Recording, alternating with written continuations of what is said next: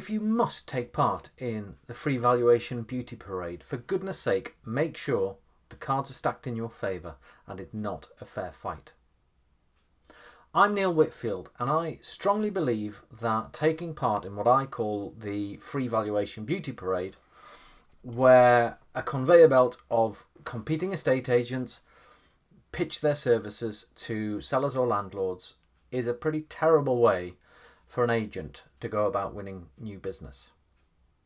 And I also believe it's a pretty terrible way for sellers and landlords to find and select the agent that can help them achieve the best price for their property and move on with their lives. Now, I've got a whole 3,000 word article and a separate video on how agents can get off the free valuation runaway train, but that's for another time. For now, let's assume you still have to play the free valuation game. Ideally, less and less over time. So how can we make it a little bit better for all concerned?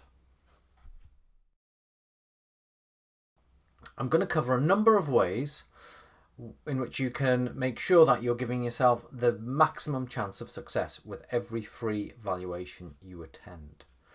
Now, I'm a bit of a promotional marketing geek, so I like to think of it as taking your chances of success from being a totally random lottery, like bingo, to a game of skill, like chess.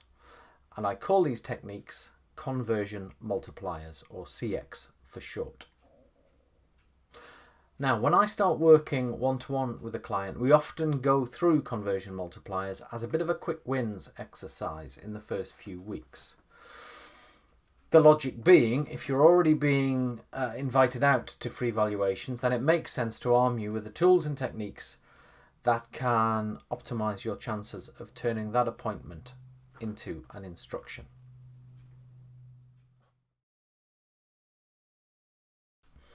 Getting the basics right. You'd be amazed and probably appalled at how many agents spend hundreds or thousands of pounds every month trying to generate leads, only to let those valuable leads slip through their fingers. Now, whether you're using paid ads to get prospects to opt in, or are just getting your name out there and aggressively staring at the phone, waiting for it to ring, when the phone rings, answer it. When an email pings into your inbox, respond immediately.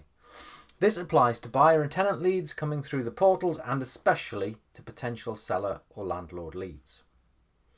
If you or a member of your team doesn't pick up the phone when it rings or immediately reply to an email, you're potentially losing out on valuable business. Now, if for whatever reason you can't pick up the phone and the potential seller needs to leave a message, you've got to understand that many won't do so. They'll just hang up, and many won't ever try to call you again. If they do leave a message, you need to count your blessings, and it's absolutely vital that you call them back, ideally within a few minutes, certainly within the hour. There's absolutely no valid excuse for not doing this. Now, in some ways, responding to a voicemail message might score more brownie points than actually picking the phone on the third ring, because so few of your competitors will actually do so. But don't let that sway you. If the phone rings and you can answer it, answer it. When a seller is motivated to call you or email you, you know one thing. You know you're the one thing that's top of their mind at the minute. Half an hour later, they could be cooking the kids' tea at the gym, stuck in traffic, who knows. The moment could be lost forever, and your competitor could nip in and win the business. Now, this may seem really hypocritical to anyone who knows me, because I'm really into productivity and managing my valuable time. So I don't ever respond immediately to emails, and I never answer unsolicited or unscheduled calls. But crucially, I'm not in the front line dealing with sellers and landlords anymore, so the rules are a bit different for me. Now, if you're the business owner, I'd strongly suggest you do take my approach. You'll get a lot more high value work done that way, but you must ensure 100% that you have someone in your team tasked with responding to all inquiries, phone or email, as soon as possible.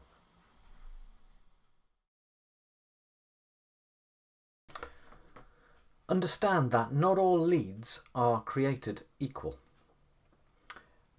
Now, whilst you or a team member must immediately treat all leads as urgent and respond as soon as possible, it's fair to say many of the leads you receive won't all be ready to put their house on the market right now.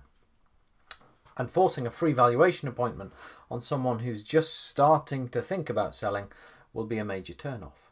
But equally, sending them to a page with very general, broad advice will frustrate the life out of someone who's got an immediate itch to scratch and wants to get the ball rolling right now. To nurture or not to nurture? Once you've got an email opted in to receive your emails, what do you send them? When I ask this of many clients, they uncomfortably shuffle from one foot to the other, avert their eyes from mine and mumble nothing. Or they proudly tell me about the 5-email getting to know you sequence they've put together, which automatically goes out over the week or so after someone opts in. That's great. But what happens after that? Now, I fully understand this. Nurture is really hard. It's hard because it takes consistent, regular effort for weeks and months and years. It's never ending. And I know this because I write a daily email, so I know how hard it is to come up with new stuff every single day. But actually, by writing a daily email, I have a little bit more leeway to churn out, let's call it less memorable stuff, than if I was only sending out an email once a week or once a month. If you send something out once a week or once a month, the recipient expects well thought out, well written, insightful content. With me and my daily emails, I once wrote about the feeling of joy I experienced when I was hanging the washing on the line and I randomly picked out the right number of pegs. I'm not suggesting you do that, but you'll understand I've got a bit more permission to do that because of the frequency that I'm sending the emails. Now, if you're capturing an email address and not nurturing with regular content, what's the point of getting the email in the first place? You may as well stop it now and put all your efforts, energies and funds into something else. But actually, whether you nurture or not, the key thing you need to achieve is this. You need to get into the head of the potential seller or the potential landlord. If you use the opportunity to get into their head in a positive way, when dealing with that initial inquiry, you'll be at such an advantage when you turn up at the free valuation appointment. When you arrive at the seller's house for a free valuation, how often do you know who you're going up against? If your answer is anything but always, then there's work to be done. The good news is it won't cost you a penny. The bad news is it requires you to have a potentially awkward conversation and ask a potentially awkward question when you've got the seller on the phone. Now, don't panic. Sellers are unlikely to shout and bawl. They won't put the phone down on you. And if they did, well done. You've dodged a bullet there. At the very worst, they may reply by saying they'd prefer not to say. But even if they do say this, I can pretty much guarantee that deep down, they'll respect you a little bit more for asking the question. More often than not, they'll tell you who you're up against, and knowledge is power, isn't it?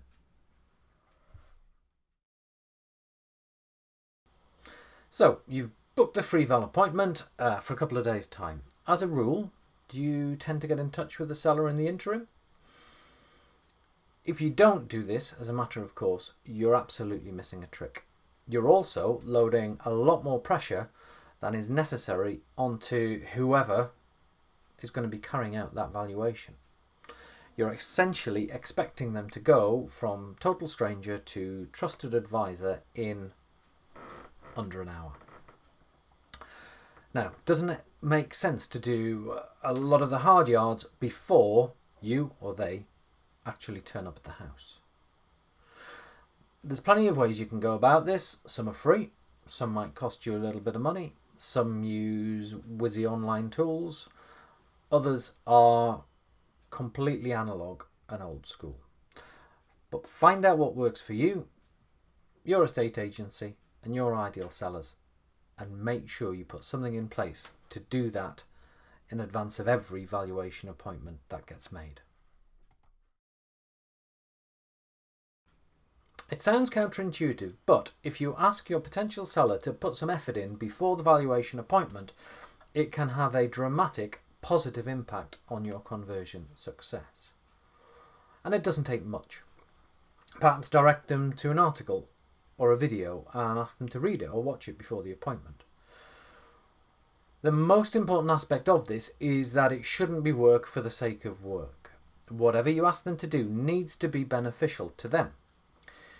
You could sell the idea of them watching a 10-minute video as helping to answer the common questions that you get asked so that you can get straight to the important stuff at the valuation appointment. Now, it takes some nerve to do this. This is sort of the next step, but I've seen it work a treat. You could even insist they watch or read or fill out a form or whatever you've asked them to do and insist they do it before the appointment. Now, that needs you to have confidence in the value of that homework. And if you've got that, you're well within your rights to ask them to rearrange the appointment if they haven't got round to it. Aside from everything else, it will do wonders for your positioning. Remember, sellers need your help to sell their home. Landlords, the same in finding a tenant and managing the property. You're the expert. What I'd say is you shouldn't waste your valuable time if the sellers clearly aren't as invested in the process as you are.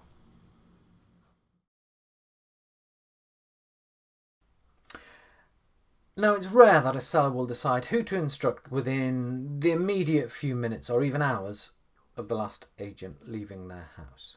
Chances are they'll be basing a lot on first impressions, but using this in conjunction with what was said at the free valuation appointment and possibly what was said or done before.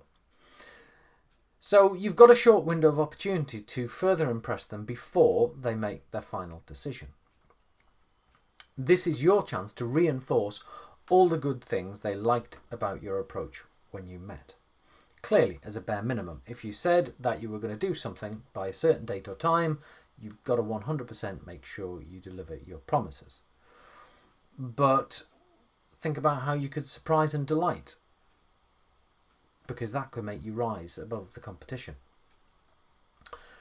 If, like me, you subscribe to the view that how you do one thing is how you do everything, then promising to send them something straight away and then being true to your word by getting it to them literally 5 or 10 minutes after you leave their home, before you even get back to the office, might be the final tick in the box that wins you the instruction.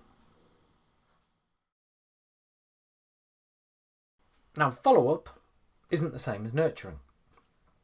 You should have systems in place which ensure you communicate with all potential sellers after the valuation appointment, whether you're immediately instructed or not. Because who knows what might happen after you leave their home. Something dramatic might cause a genuine reason for them to move their plans, change their timings.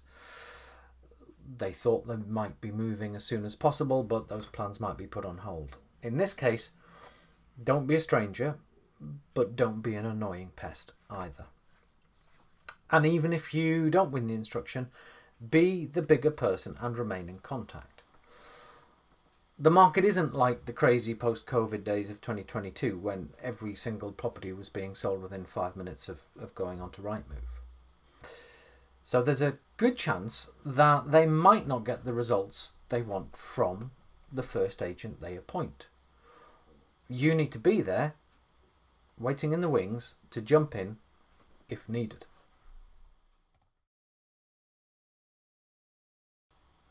Now, I'm in danger of contradicting myself here on the advice that I've just given about following up.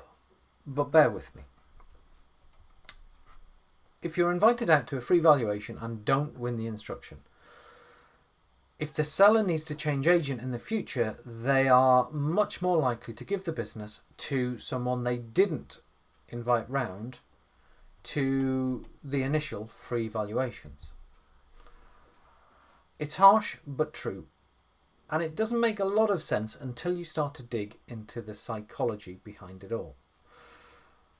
You see, if the seller has got to go back to an agent they didn't instruct in the first place, they're essentially acknowledging to themselves that they made a mistake. And people don't like to be reminded of that. That's why they find it easier to appoint someone who they didn't even consider as a worthwhile contender a few weeks or months ago. And that's a little bit depressing. But that's unless you provide different information that will allow them to make a different decision. You're not forcing them to admit they got it wrong. What you're doing is you're encouraging them to make a new decision based on new facts or information or a change in circumstances.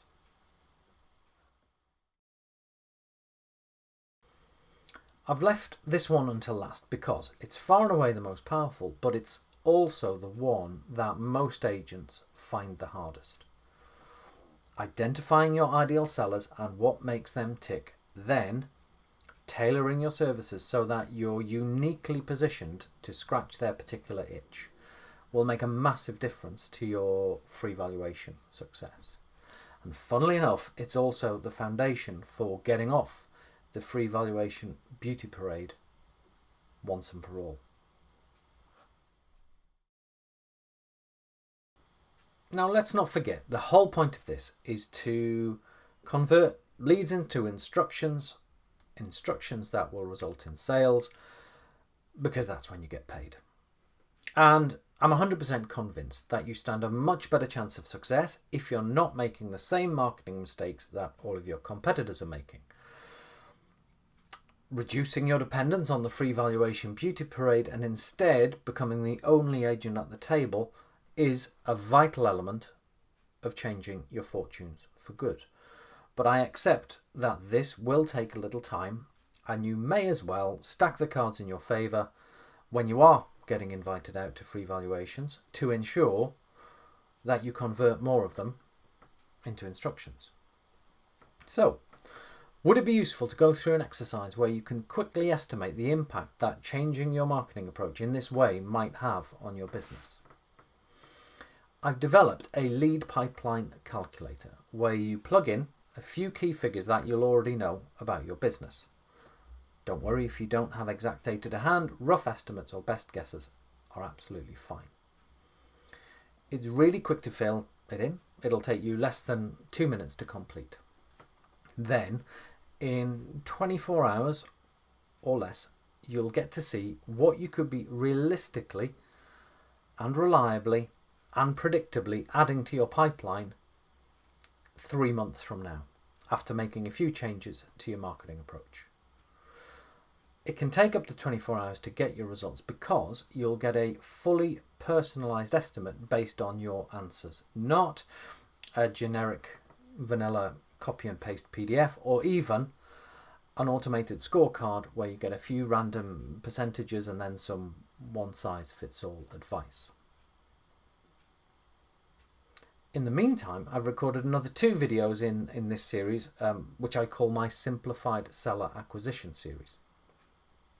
The first covers the 5 most common marketing mistakes that estate agents make, and also tells you what you should be doing instead. The second, which I've mentioned earlier, is all about what's wrong with the free valuation beauty parade and how you can reduce the importance it plays on the success of your business. If you've enjoyed this video, you should check out the other 2. And don't forget to take the quick calculator by clicking the link, which is below this video.